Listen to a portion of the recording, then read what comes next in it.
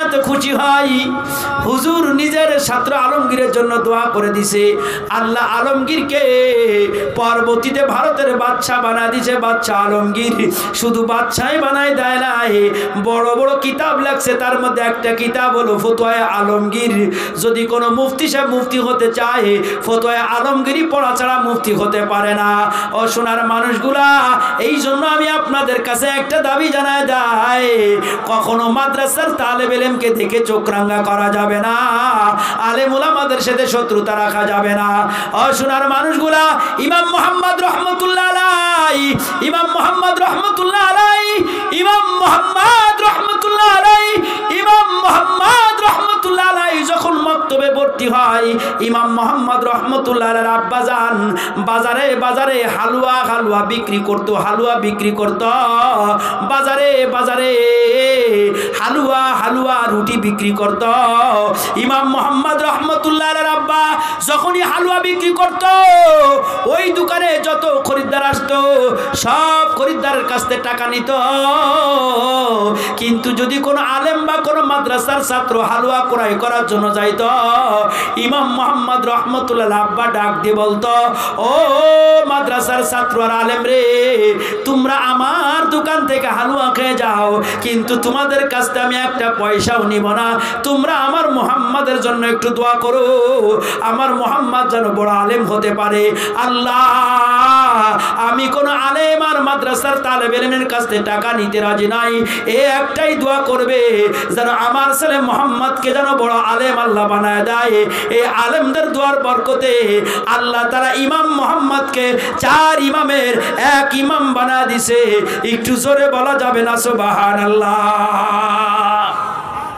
আর আমরা মসজিদের ইমাম সাহেবের কাছে চল উঠে নিয়ে যায়। আমার আব্বারা দেখেছি যখন কোনো মাহফিলে যাইতো, আমরা 4টি ভাই আলেম, আমার আব্বারে দেখেছি যখন কোনো মাহফিলে যাইতো, আমার মারে বলতো 2টো মুরগির ডিম সিদ্ধ করে দাও। কয়টা মুরগির ডিম? 2টো মুরগির ডিম। কয় কি করবা? কয় যে মাহফিলে বড় বক্তা আসবে তারে খাওয়াই আমি মহিবুল্লাহ জুরি দোয়া নিয়ে আসবো, তারা একটু পানি পান করে সাইফুল্লাহ জুরি দোয়া নিয়ে আসবো। এমনি এমনি আলেম হয় না। আমরা তো মনে করি এই মাদ্রাসার ছাত্র উস্তাদ মনে হয় সাধারণ মানুষ। ও 18 মাইলের সোনার মানুষগুলো, আমার আলাউদ্দিন ভাই যে কষ্ট করে মাদ্রাসা চালায়,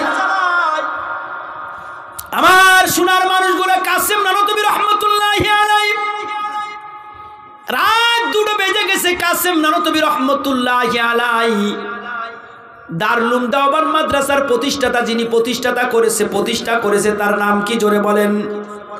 এই জোরে বলেন না, কাসেম নানতুবি রহমতুল্লাহি আলাইহি। একটু জোরে বলা যাবে না? কাসেম নানতুবি রহমতুল্লাহি আলাইহি।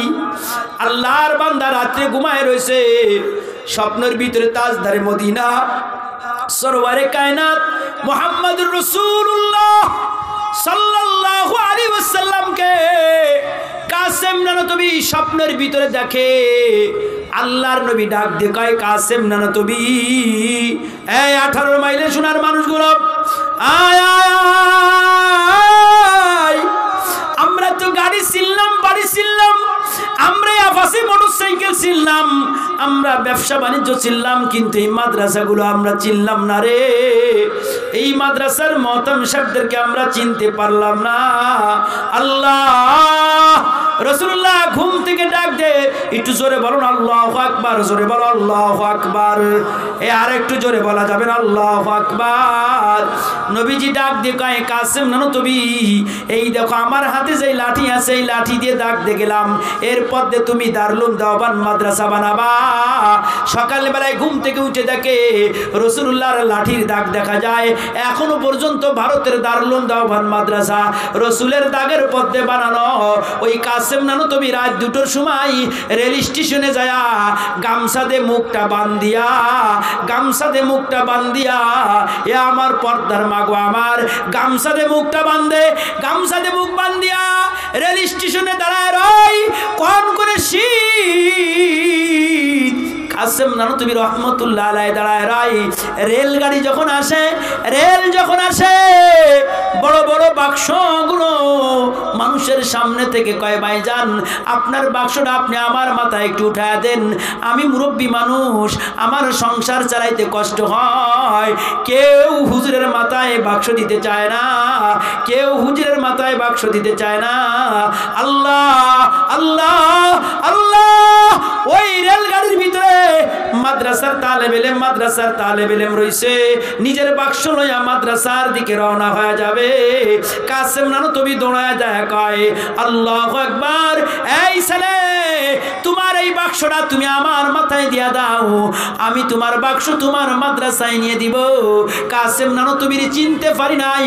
মাদ্রাসার তালেব ইলম ডাক দিয়ে কয় মুরব্বী, এই বাক্স তুমি নিতে পারবা না, এই বাক্সের ভিতরে অনেক কিতাবাদি আছে, এই বাক্স অনেক ভারী, নিতে পারবা না। ও 18 মাইলের সোনার মানুষগুলো, একখান চাউল মাথায় লয়া মাদ্রাসায় লয়ে যাও, 2 কেজি কুমড়া মাথায় লয়া মাদ্রাসায় চলে যাও। আল্লাহু আকবার, খুশি মনে 10 কেজি মুরগি কুরাই করে মাদ্রাসা আলাউদ্দিনের মাদ্রাসায় নিয়ে বিলি করে দেওয়ার কও, আমার জন্য দোয়া করবা, আল্লাহ যেন আমারে জান্নাত নসিব করে রে। ও 18 মাইলের সোনার মানুষগুলো, আল্লাহু আকবার। কাসেম নানুতুবি রহমতুল্লাহি আলাইহি তারে কয় তোমার বাক্সটা তুমি আমার মাথায় দাও। মাদ্রাসার ছাত্র কয় না না না না না না না না বলে ডাক দেয়। মুরব্বী দেখে কয় না না রে না, বাক্স দেওয়া যাবে না, নিতে পারবেন না। মাদ্রাসার ছাত্র ডাক দিয়ে কয় শোনা, তোমার বাক্সটা তুমি একটু আমার মাথায় দাও না, দেখো আমি নিতে পারি কিনা, দেখো না নিতে পারি কিনা। কাসেম নানুতুবি রহমতুল্লাহ আলাইহির মাথা যখন বাক্স উঠাই দেওয়া হয়, আল্লাহর বান্দা মাদ্রাসার ছাত্র দাঁড়ায় দেখে কাসেম নানুতুবি রহমতুল্লাহ আলাইহির মাথার উপরে 1 বিঘত উপরে কোন বান্দা যেন বাক্সটা ধরে রাখছে। একটু জোরে বলা যাবে না সুবহানাল্লাহ। বাক্স লয়ে চলে গেছে, মাদ্রাসার বারান্দায় যখন নামায় দিছে, কাসেম নানুতুবির মুখটা তো বাঁধা। কাসেম নানুতুবি রহমতুল্লাহ আলাইহি বাক্স নামায় যখন চলে আসে, আল্লাহ আল্লাহ আল্লাহ, এ দোস্ত আমু একটা মাদ্রাসা চালাই, এই মাদ্রাসাগুলো যে কোলাইতে গেলে কত কষ্ট হয়। উস্তাদের বেতনের ব্যবস্থা করা যায় না, বিল্ডিং এর ব্যবস্থা করা যায় না, কত কিছু চায় কত কিছু পারা যায়, স্ত্রীরাও পরেশান হয়ে যায়। এত দৌড়দৌড়ি তো আর ভালো লাগে না রে। আল্লাহু আকবার। মুফতি ফাইজুল্লাহ বলে, মাদ্রাসার মোহতাম সাহেব যদি মাদ্রাসার কাজে 1 বিঘে আগায় যায়, আল্লাহ তার জন্য জান্নাতের দরজাকে আগায় দেয়। কাসেম নানুতুবি রহমতুল্লাহ আলাইহির দিকে মাদ্রাসার ছাত্র দাঁড়ায় কয়, এ মুরব্বী চলে যেও না, বাক্স রেখে চলে যেও না, নাও 5 টাকা নিয়ে যাও, হাদিয়া তোফা নিয়ে যাও, 5 টাকা নিয়ে যাও। মুরব্বী কয় না না রে না না, আমি তোমার হাদিয়া নিতে রাজি নাই, তুমি মাদ্রাসার ছাত্র, তোমার বাক্স আমি এনে দিলাম। কাল কিয়ামতের ময়দানে যেদিন উম্মাত পানি পানি করে কাঁদবে, ইয়াউমা ইয়াফিরুল মারউ মিন আখিহি ওয়া উম্মিহি ওয়া আবিহি ওয়া সাহিবাতিহি ওয়া বানি।